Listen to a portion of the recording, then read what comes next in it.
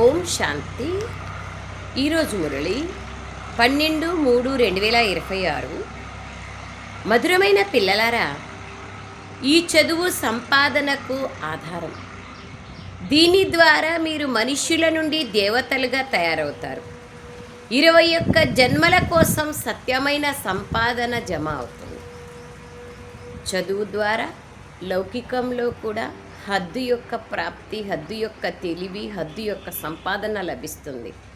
పారలౌకికంగా, ఆధ్యాత్మికంగా అనంతమైన సంపాదన, 21 జన్మలకు సత్యమైన సంపాదన. సత్యమైన సంపాదన అంటే జతలో వచ్చే సంపాదన.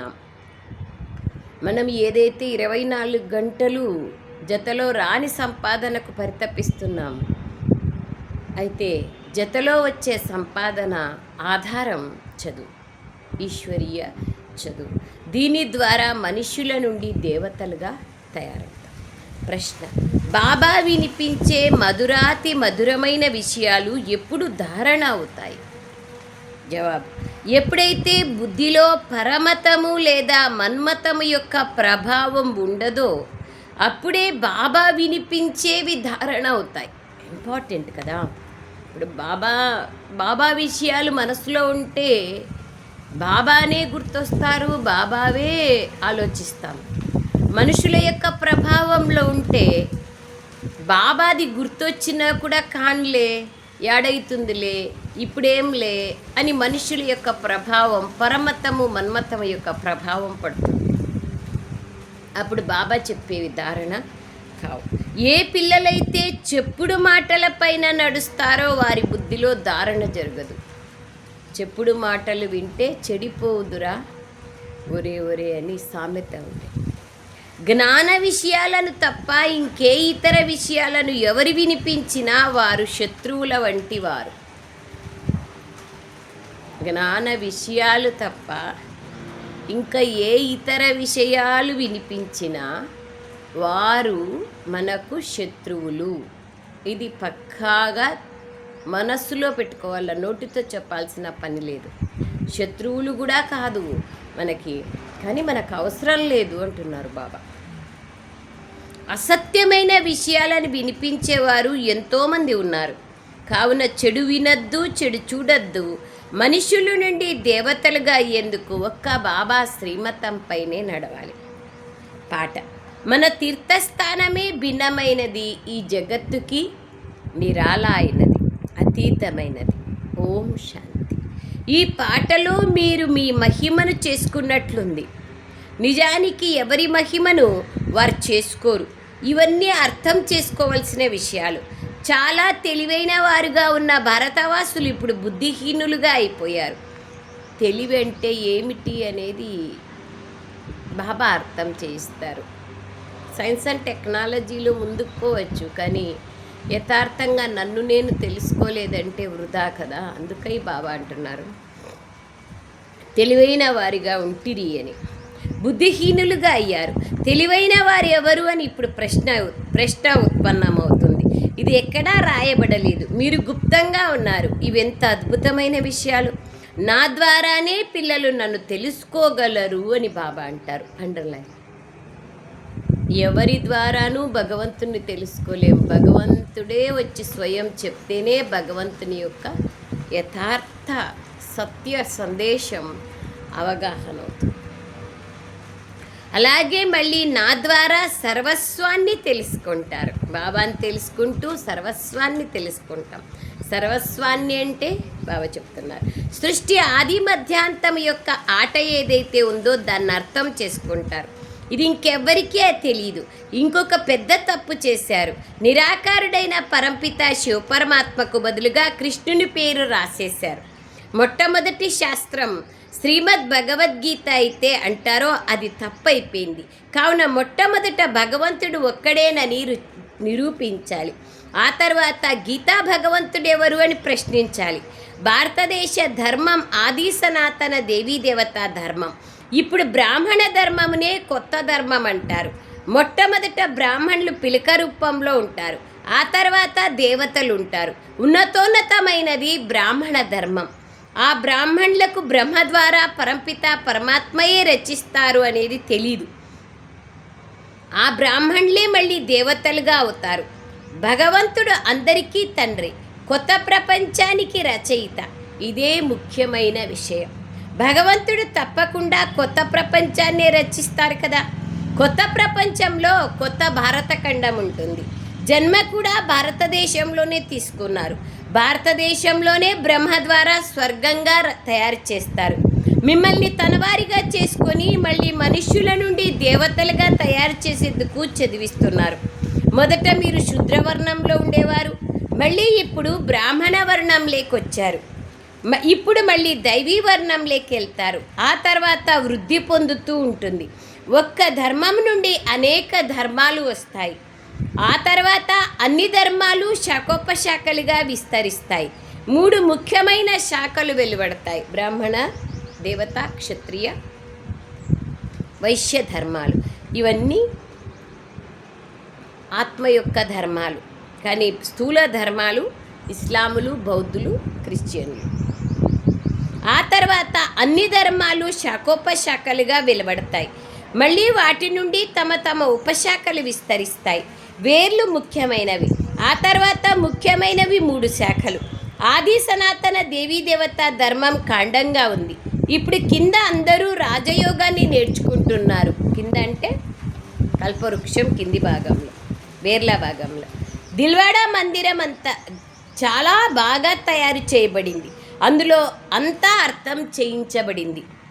పిల్లలు ఇక్కడ కూర్చున్నారు. కల్పపూర్వం కూడా ఇక్కడ మీరు రాజయోగ తపస్సు చేసినారు. ఏ విధంగా క్రీస్తు స్మృతి చిహ్నం క్రిస్టియన్ దేశంలో ఉందో అదేవిధంగా పిల్లలైన మీరు ఇక్కడ తపస్సు చేశారు. బాబా అంటున్నారు, దిల్వాడా మందిరం అనేది చాలా బాగా తయారు చేయబడి ఉంది. అందులో అంతా అర్థం చేయబడింది. పిల్లలు ఇక్కడ కూర్చున్నారు. కల్పపూర్వం కూడా మీరు ఇక్కడ రాజయోగ తపస్సు చేశారు. ఏ విధంగా క్రీస్తు స్మృతి చిహ్నం క్రిస్టియన్ దేశంలో ఉందో అదేవిధంగా పిల్లలైన మీరు ఇక్కడ తపస్సు చేశారు. కాబట్టి మీ స్మృతి చిహ్నం కూడా ఇక్కడ ఉంది. ఇది చాలా సహజమైంది. కానీ దీని గురించి ఎవరికీ తెలియదు. సన్యాసులు ఇదంతా ఒక కల్పన లేదా ఊహ అంటారు. ఎవరు ఎలా కల్పించుకుంటే అలా అని అంటారు. అలాగే మీ చిత్రాలను మొదలైన వాటిని చూసి వీటన్నింటినీ మీరు మీ ఊహతో తయారు చేశారు అంటారు. ఎప్పటి వరకైతే తండ్రిని తెలుసుకోరో అప్పటి వరకు అలాగే భావిస్తారు.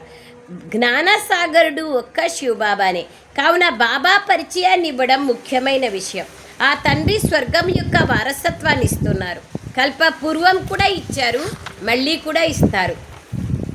ప్రతి కల్పము ఇస్తారు. 84 జన్మలు తీసుకోవాల్సి ఉంటుంది. భారతవాసులకే 84 జన్మలు లభిస్తాయి. భారతవాసులని కాదు, ఎవరైతే స్వయంని ఆది సనాతన దేవతా ధర్మానికి చెందిన వారుగా భావిస్తారో వాళ్ళందరికీ. మళ్ళీ సంగమ యుగంలో బాబా వచ్చి రాజధానిని స్థాపిస్తారు. పిల్లలైన మీరు బాబా ద్వారా అర్థం చేసుకున్నారు. ఎప్పుడైతే బాగా అర్థం చేసుకుంటారో, బుద్ధిలో ఎప్పుడైతే బాగా కూర్చుంటుందో అప్పుడే సంతోషం ఉంటుంది. ఇంపార్టెంట్ ప్రత్యక్ష నిదర్శనం జ్ఞానానికి సంతోషం.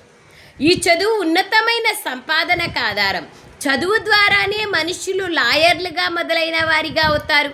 కానీ ఈ చదువు మనుషుల నుండి దేవతలుగా తయారు చేస్తుంది. ప్రాప్తి ఎంతో ఉన్నతమైనది. ఇటువంటి ప్రాప్తిని ఇంకెవ్వరూ కలిగించలేరు. గురు గ్రంథంలో మనుషుల నుండి దేవతలుగా ఒక్క క్షణంలో అయిపోతారని వ్రాయబడి ఉంది. కానీ మనుషుల బుద్ధి పనిచేయదు. తప్పకుండా ఆ దేవతా ధర్మం ప్రాయలోపమైంది. కావుననే మనుషుల నుండి దేవతలుగా అవుతారని అంటారు. దేవతలు సత్యుగంలోనే ఉండేవారు. వారిని తప్పకుండా భగవంతుడు సంగమ యుగంలో రచించి ఉంటారు. ఎలా రచించారు అన్నది ఎవరికీ తెలియదు. గురునానక్ కూడా పరమాత్ముణ్ణి మహిమ చేశారు. అతడిలా ఇంకెవ్వరూ మహిమ చేయలేదు. కావుననే గ్రంథమును భారతదేశంలో చదువుతారు. గురునానక్ కలియుగంలో అవతరిస్తాడు. అతడు ధర్మస్థాపకుడు. రాజ్యం అనేది తర్వాత వస్తుంది. బాబాయే ఈ దేవతా ధర్మాన్ని స్థాపించారు. వాస్తవానికి కొత్త ప్రపంచం బ్రాహ్మణులది అనాలి. బ్రాహ్మణులు పిలుకగా ఉన్న రాజధాని మాత్రం దేవతల నుండి ప్రారంభమవుతుంది. దేవతల కంటే ఉత్తములే బ్రాహ్మణులు. దేవతలు ముఖముతో సమానమైతే బ్రాహ్మణులు పిలకతో సమానం. కానీ నంబర్ వారుగా ఉన్నారు కాబట్టి అప్ అండ్ డౌన్ అవుతూ ఉంటారు కాబట్టి ఇంపార్టెంట్ దేవతలు. మీకు రాజధాని లేదు, మీరు మీకోసం రాజధానిని స్థాపించుకుంటున్నారు. ఇవి చాలా అద్భుతమైన విషయాలు. మనుషులకేమీ తెలియదు. మొట్టమొదట స్వయానికి తెలిస్తే స్వయం ద్వారా ఇతరులకు కూడా తెలుస్తుంది. మీరు శూద్రుల నుండి బ్రాహ్మణులుగా అయ్యారు. బ్రహ్మకు కూడా ఇప్పుడు బాబా ద్వారా తెలుస్తుంది. ఒకరికి తెలియచేస్తే పిల్లలందరికీ తెలియచేసినట్లే. ఇతడి శరీరం ద్వారా పిల్లలైన మీ అందరికీ అర్థం చేయిస్తాను. బ్రహ్మ శరీరం ద్వారా స్వయం శివుడు చెప్తున్నారు. ఇవి అనుభవంతో కూడిన విషయాలు. ఇక్కడ బుకిష్ నాలెడ్జ్ లేదు. శాస్త్రాల ద్వారా ఎవరు ఏమీ అర్థం చేసుకోలేరు. మొత్తం కల్పమంతటిలో ఒకేసారి నేను ఈ విధంగా వచ్చి అర్థం చేయిస్తాను. అనేక ధర్మాల వినాశనము, సత్యధర్మ స్థాపన చేసేందుకు వస్తాను. ఇది గీతలో చెప్పబడి ఉంది. ఇది 5000 సంవత్సరాల ఆట. మనం 84 జన్మలు తీసుకున్నామని పిల్లలైన మీకు తెలుసు. విష్ణువు నాభి నుండి బ్రహ్మను చూపిస్తారు. బ్రహ్మ మరియు విష్ణువు వీరెవరి పిల్లలు? వీరిరువురు శివుని పిల్లలే. అతడు రచయిత, వీరు రచన. ఈ విషయాలను ఇంకెవ్వరూ అర్థం చేసుకోలేరు. ఇది పూర్తిగా కొత్త విషయం. ఇది కొత్త విషయమని బాబా కూడా చెప్తున్నారు. ఏ శాస్త్రాలలోనూ ఈ విషయాలు ఉండవు. జ్ఞాన సాగరుడు ఒక్క శివబాబానే. అతడే గీతా భగవంతుడు. భక్తి మార్గంలో శివ జయంతిని కూడా జరుపుకుంటారు. సత్య త్రేతాయుగాలలో జరుపుకోరు. భగవంతుని గురించే తెలియదు. ఎందుకంటే అక్కడ దుఃఖం ఉండదు కాబట్టి భగవంతుని అవసరం ఉండదు. దివ్య గుణాలతో సంపన్నంగా ఉంటారు. కావున వారు తప్పకుండా సంగమయుగంలోనే వచ్చి ఉండాలి శివుడు.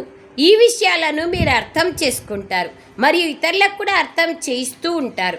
అర్థం చేయించే తండ్రికి ఏ మహిమైతే ఉందో అది పిల్లలకు కూడా ఉండాలి. మీరు కూడా మాస్టర్ జ్ఞానసాగర్లుగా అవ్వాలి. ఏం కావాలి? మాస్టర్ జ్ఞానసాగర్లుగా అవ్వాలి. ప్రేమ సాగర్లుగా, సుఖ సాగర్లుగా ఇక్కడే తయారవ్వాలి. ప్రేమ అంటే ఏమి అనేది తెలుసుకోవాలి. నిస్వార్థమైన ఆత్మిక ప్రేమ, అవినాశి ప్రేమ. దయ అంటే కూడా ఏమి మనం ఇక్కడే తెలుసుకోవాలి. దయ, స్వయం పైన దయ చూపించుకోవడం మరియు విశ్వాత్మలందరిపైన దయ చూపించడం. సుఖ సాగర్లుగా కూడా కావాలి. యథార్థమైన సుఖమేమిటి అనేది తెలుసుకోవాలి. ఎవరికి దుఃఖం ఇవ్వకూడదు. అందరితో చాలా మధురంగా వ్యవహరించాలి. చేదుగా, పూర్తి విషం వలె ఉన్న మీరు నిర్వికారి బ్రాహ్మణులుగా తయారవుతున్నారు. ఈశ్వరుని సంతానంగా తయారవుతున్నారు. వికారాల నుండి నిర్వికారి దేవతలుగా అవుతున్నారు. అర్ధకల్పం నుండి మీరు పతితులుగా అవుతూ ఇప్పుడు పూర్తిగా శిథిలావస్థను పొందారు. బాబా చెప్తున్నారు, కంప్లీట్గా శిథిలావస్థలో ఉన్న బట్టలను ఉతికితే, చాలా పాతగా అయిపోయిండే బట్టలను ఉతికితే చినిగిపోయి ముక్కలుగా అయిపోతాయి. అలాగే ఇక్కడ కూడా జ్ఞానంలో ఉతకగానే ముక్కలుగా అయిపోతారు. ఆత్మల గురించి, ఆత్మ అనేది వస్త్రమైతే, అది పాత వస్త్రమైతే గట్టిగా ఉతికితే ఏమవుతుంది? ముక్కలుగా అయిపోతుంది. కొన్ని బట్టలు ఎంత మురికిగా ఉన్నాయంటే వాటిని శుభ్రం చేయడానికి ఎంతో సమయం పడుతుంది. ఆత్మరూపి వస్త్రం. వారు అక్కడ కూడా సాధారణమైన పదవినే పొందుతారు. చాలా ఇక్కడ వికారాలతో కూడి ఉన్నారు. మలినంగా ఉంది ఆత్మ అంటే సత్యుగంలోకి వెళ్ళినా వాళ్ళు తక్కువ పదవిని, సాధారణమైన పదవిని పొందుతారు. బాబా చాకలి వారు కూడా, మీరు కూడా వారికి సహాయకులు. ధోబీలు కూడా నంబర్ వారీగా ఉంటారు. ఇక్కడ కూడా నంబర్ వారీగా ఉన్నారు. ధోబీ బట్టలను సరిగ్గా ఉతక్కపోతే ఇతడు మంగళిలాగా ఉన్నాడే అంటారు. ఈ మధ్య బట్టలను సరిగ్గా ఉతకడం నేర్చుకున్నాడు. ఇంతకుముందు పల్లెల్లో బట్టలు చాలా మురికిగా ఉతికేవారు. ఈ కళ కూడా విదేశీయుల నుండే వచ్చింది. విదేశీయులు కొంత గౌరవం ఇస్తారు, ధనం మొదలైన వాటితో సహాయం చేస్తారు. వీరు చాలా గొప్ప వంశస్థులు. ఇప్పుడు కిందకి పడిపోయారు అని భావిస్తారు. పడిపోయిన వారిపైన జాలి కలుగుతుంది కదా. నేను మిమ్మల్ని ఎంత సంపన్నులుగా తయారు చేస్తాను. మళ్ళీ మాయ మిమ్మల్ని ఎలాంటి పరిస్థితికి తీసుకొచ్చింది అని బాబా అంటారు. మేము ఒకప్పుడు విజయమాలకు చెందినవారం. మళ్ళీ 84 జన్మలు తీసుకొని ఎలా తయారయ్యామని ఇప్పుడు బాబా మనకు అర్థం చేయిస్తున్నారు. వండర్ఫుల్ విషయం కదా.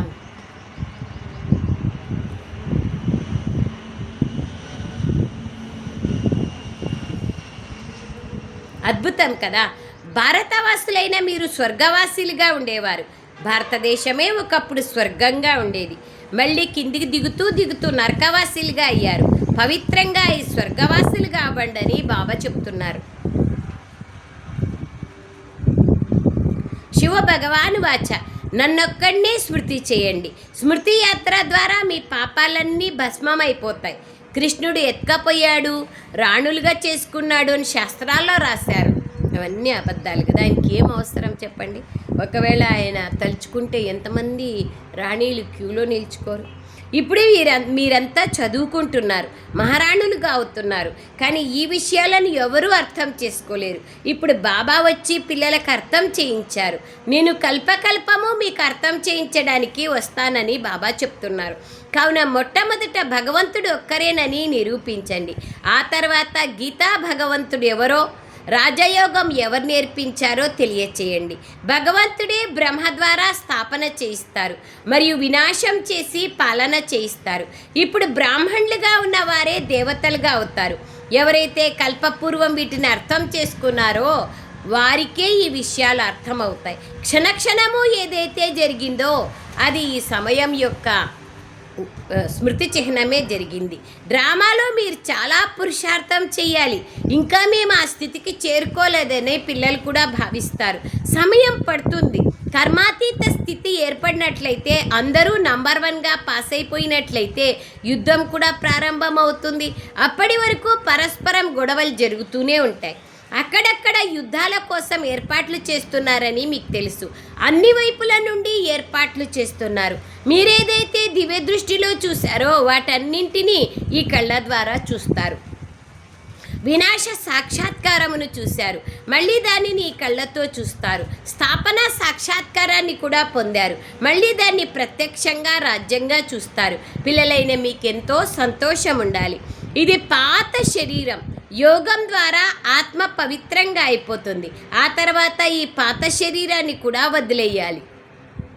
ఏ విధంగా స్వీట్ తయారైపోతే పాత్రకు అంటుకోదు, ఏ విధంగా ఫలము పరిపక్వమైపోతే కంప్లీట్గా మాగిపోతే ఫ్రూట్ ఏ పండైనా అది కొమ్మకు అంటుకోదో, ఆ విధంగా ఆత్మ పవిత్రమైతే శరీరం నుంచి డిటాచ్ అయిపోతుంది. 84 జన్మల చక్రం పూర్తి అవుతుంది. మళ్ళీ తప్పకుండా అందరికీ కొత్త శరీరాలు లభిస్తాయి. ఇవి కూడా అర్థం చేసుకునేందుకు చాలా సహజమైన విషయాలు. కలియుగం తర్వాత సత్యుగం తప్పకుండా వస్తుంది, రిపీట్ అవుతుంది.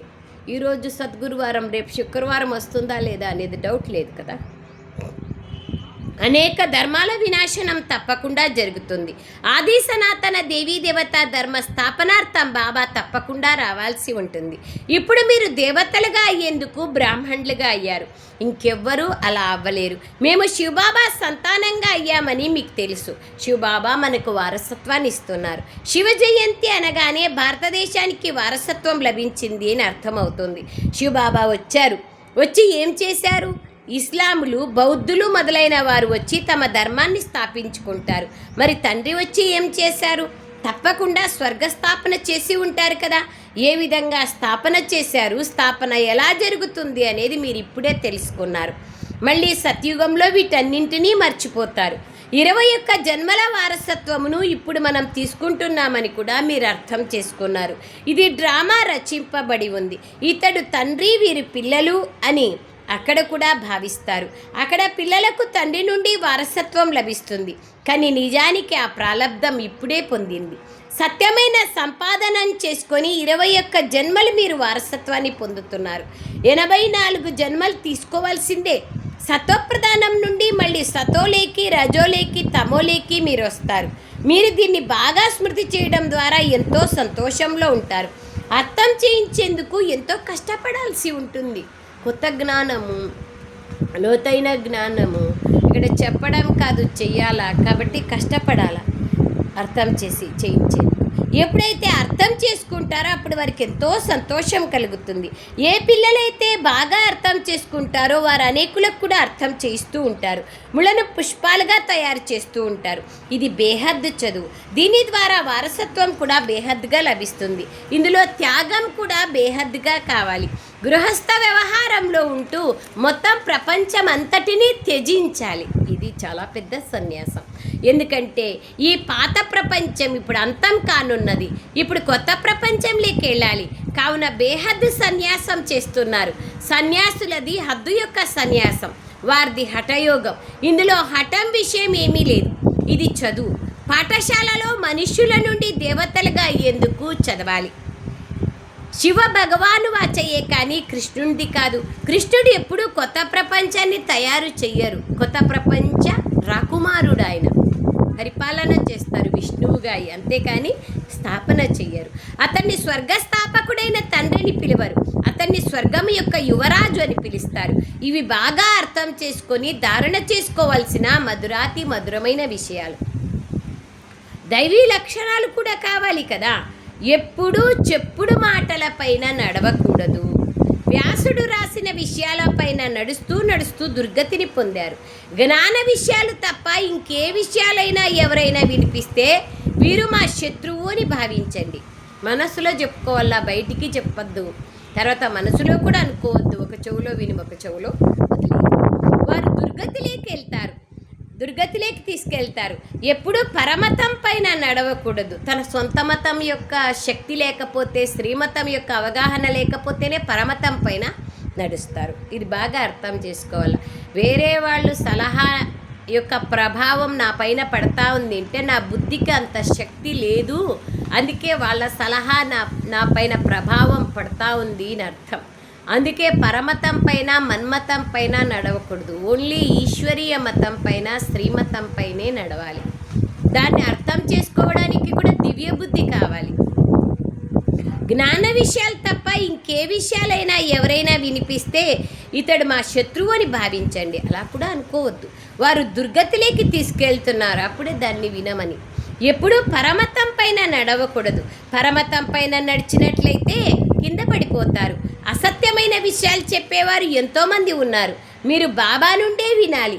చెడు వినద్దు, చెడు చూడొద్దు, చెడు మాట్లాడొద్దు, చెడు ఆలోచించద్దు. మనుషుల నుండి దేవతలుగా తయారు చేసేందుకే బాబా వచ్చారు. కావున వారి శ్రీమతం పైన తప్పక నడవాలి, తప్పక నడవాలి బాబా. ఒకవేళ ఉన్నతి కావాలని కోరుకుంటే నడవాలి.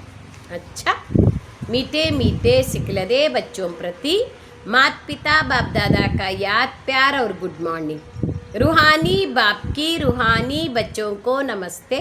हम रूहानी बच्चों की रूहानी मात पिता बाप दादा को याद प्यार गुड मॉर्निंग और नमस्ते नमस्ते नमस्ते बाबा, नमस्ते। थैंक यू बाबा, थैंक यू। सारांशम ఇక్కడ బాబా సమానంగా సుఖసాగరులుగా, ప్రేమ సాగరులుగా తయారు కావాలి. బాబా జ్ఞాన సాగరులు కూడా అన్నారు. సర్వ గుణాలను ధారణ చేయాలి. ఎవరికి దుఃఖాన్ని ఇవ్వకూడదు. రెండవ విషయం, చెప్పుడు మాటలపైన ఎప్పుడూ విశ్వసించకూడదు. పరమతం పైన నడవకూడదు. వేరే వాళ్ళు చెప్పిన దానిపైన నడిస్తే వాళ్ళలాగా మనం తయారవుతాం. అంటే సత్యుగంలో వాళ్ళకు సహాయకులుగా కావాల్సి ఉంటుంది. అంటే వాళ్ళు రాజా అయితే మనం వాళ్ళ దగ్గర మంత్రులుగా కావాల్సి ఉంటుంది. చెప్పుడు మాటల పైన నడవకూడదు, పరమతం పైన నడవకూడదు. చెడు వినకూడదు, చెడు చూడకూడదు. వరదానం, నేను అన్న భారాన్ని సమాప్తం చేసుకొని ప్రత్యక్ష ఫలాన్ని అనుభవం చేసుకునే బాలకుల నుండి మాలికులుగా కండి. ఏ విధమైన నేను అన్న భావం వచ్చినా భారము తలపైకి వస్తుంది. కానీ మీ అన్ని భారాలను నాకు ఇచ్చేయండి. మీరు కేవలం నాట్యం చేయండి, ఎగరండి అని బాబా ఆఫర్ చేస్తున్నారు. మరి సేవ ఎలా జరుగుతుంది? భాషణం ఎలా చేయాలి? ఇటువంటి ప్రశ్నలు ఎందుకు? మీరు కేవలం నిమిత్తంగా భావించుకొని కనెక్షన్ అయిన పవర్ హౌస్తో జోడించి కూర్చోండి. మనస్సుని వ్యాకులపరుచుకోకుండా బాబ్దాదా అన్నింటినీ స్వతహాగానే చేస్తారు. మనం అనేక విషయాలు ఆలోచించుకుంటూ అలజడిలో ఉంటే బాబా చేయరు. మనం ప్రశాంతంగా ఉంటే బాబానే చేస్తారు. బాలకుల నుండి యజమానులుగా అవుతామని భావించి శ్రేష్టమైన స్థితిలో ఉన్నట్లయితే ప్రత్యక్ష ఫలం యొక్క అనుభూతి చేసుకుంటూ ఉంటారు. స్లోగన్, జ్ఞానదానంతో పాటు గుణదానం చేస్తూ ఉన్నట్లయితే సఫలత లభిస్తుంది. ఎవరొచ్చినా జ్ఞానం చెప్తూ వాళ్ళకి శక్తినివ్వడము, దయ చూపించడము, క్షమ, పరోపకారం, సహానుభూతి, ఏదైనా ఒక గుణాన్ని, మనకు నచ్చిన గుణాన్ని, వాళ్ళకి ఇష్టమైనటువంటి విషయాన్ని చెప్తే అప్పుడు సఫలత తప్పకుండా లభిస్తుంది. అవ్యక్త ఇషారా. నిశ్చయం అనే పునాదిని దృఢంగా చేసుకొని సదా నిర్భయంగా నిశ్చింతగా ఉండండి. ఎటువంటి కఠిన పరిస్థితినైనా కానీ దాన్ని ఆటగా భావించడం ద్వారా కఠిన సమస్య కూడా తేలికగా అయిపోతుంది. చాలామంది పిల్లలలో ధైర్యం ఉంది కనుకనే ఏ విషయంలోనైనా సరే చేస్తాం, ఆలోచిస్తామంటారు. ధైర్యం అయితే ఉంది కానీ నమ్మకం లేదు. నమ్మకస్తుల మాటలు ఇలా ఉండవు. నమ్మకం అన్న మాటకు అర్థమే మనసా వాచ కర్మణ అన్ని విషయాలలో నిశ్చయ బుద్ధిగా ఉండడం. వారి నోటి నుండి ఎప్పుడూ ధైర్యహీనులుగా తయారు చేసే మాటలు రావు. సదా ధైర్యంగా ఉండే మాటలే వస్తాయి. సదా అన్ని విషయాలలోనూ మంచి జరుగుతుంది కదా. అచ్చా. ఓం శాంతి. థ్యాంక్ యూ బాబా. థ్యాంక్ యూ తండ్రి.